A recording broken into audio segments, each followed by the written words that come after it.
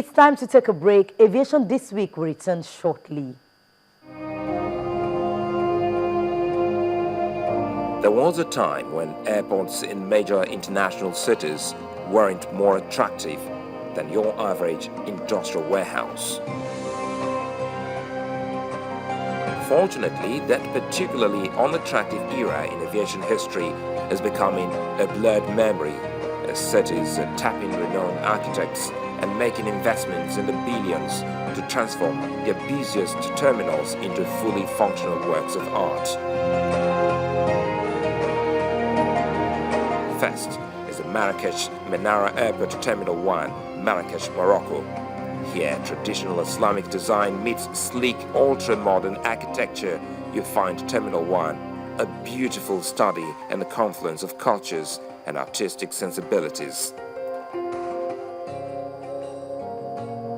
Architects at the Casablanca-based firm of E2A Architecture probably stole a page from the playbook of many runway designers when they softened the edge of the building's starkly geometric exterior structure by layering it with delicate-looking arabesque screens. The sun shining through the scrolling patterns creates a beautiful play of light and shadow throughout the terminal. Next is the Incheon International Airport in South Korea. Conceived by renowned airport architect Curtis Fentress, Incheon publicly spotlights the best of traditional Korean design, while still emerging as a futuristic model of efficiency.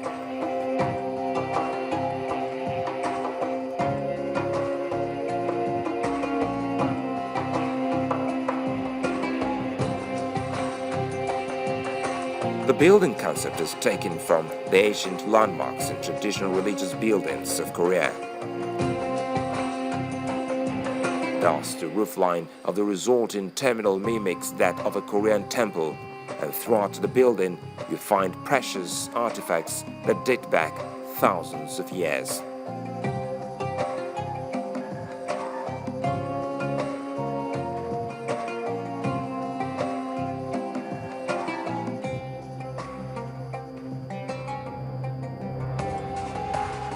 From traditional architecture to Barajas Airport Terminal 4, Madrid, Spain.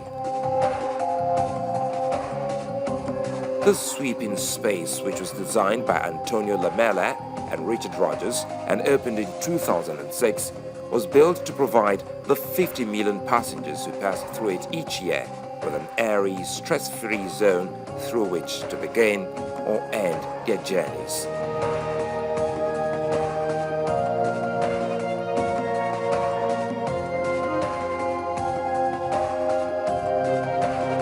This worry-free effect is achieved with glass-paneled walls that allow in plenty of light.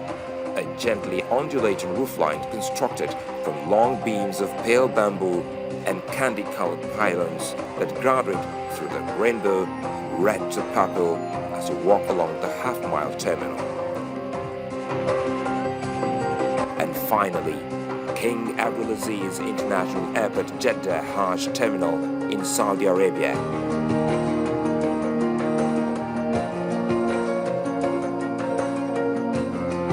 Unlike the rest of the terminals featured here, the one at Jeddah is only in operation during Hajj, the annual Muslim pilgrimage to Mecca that takes place in the last month of their year. This temporary open-air terminal is covered with 2010 white fiberglass tents that help cool the desert air by as much as 50 degrees without air conditioning.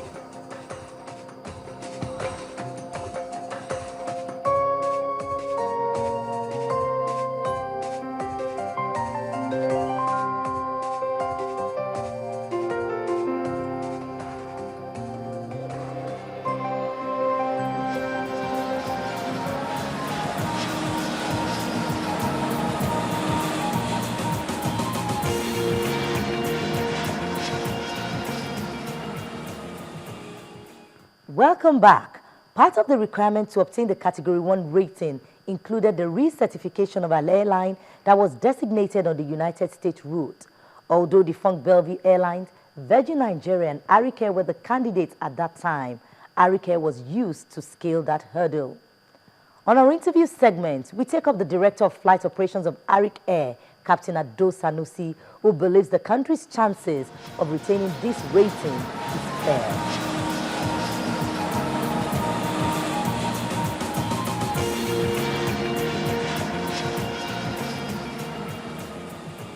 It was hard, grueling work every step of the way.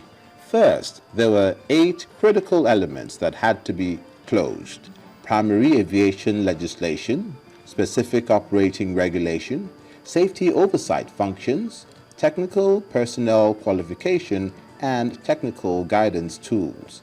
Others were provision of safety, critical information, licensing obligations, surveillance, and enforcement. The industry watchman also had to recertify a competent flag carrier for the lucrative Lagos-US route after 3 airlines, Arik Air, Virgin Nigeria, and Bellevue Airlines had initially been designated. Certification means a lot to us. We're very happy about it. It confirms the standard of aviation in Nigeria. It shows that the standard is rising.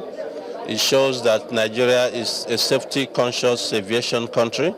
It shows the capacity of the aviation authority, the regulatory authorities, as well as the Ministry of Aviation.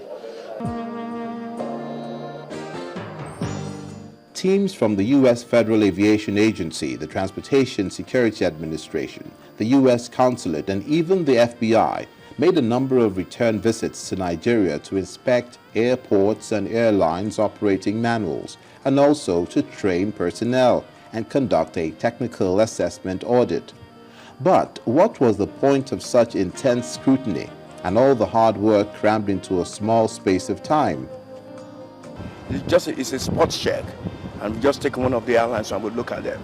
And that's when they come back, there'll be more work to be done and to go more into details. The reason is simple enough. The International Aviation Safety Assessment Program is carried out by the U.S. Aviation Authority, the FAA, to assess the civil aviation authority of every nation with airlines operating routes into the U.S. The assessment is to confirm the compliance with the international best practices and standards encoded in Annexes 1, 6, and 8 of ICAO's Chicago Convention. The Civil Aviation Authority that meets the stringent requirement is given a Category 1 rating, and its specified carriers can fly directly to the United States while enjoying lower insurance premiums and cheaper aircraft leasing. And it gives me just a personal pleasure, because we work so closely together to do this, my letter to you to transmit the letter to the Minister from the Federal Aviation Authority granting you Category 1 status.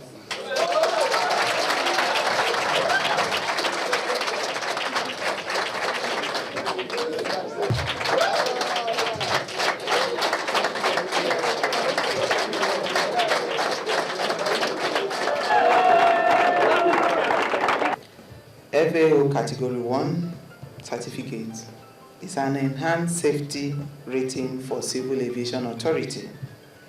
And by this certification, Nigeria has been put in the Premier League of Aviation.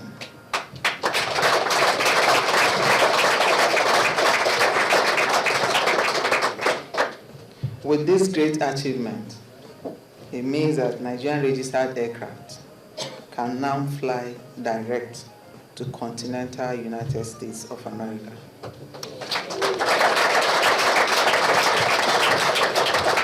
We had a number of joint workshops. Many of you I know are participants in those workshops, and it's been really a team effort by every element of the Nigerian government that has a role in the aviation sector, as well as the private sector here in Nigeria as service providers and as well as operators.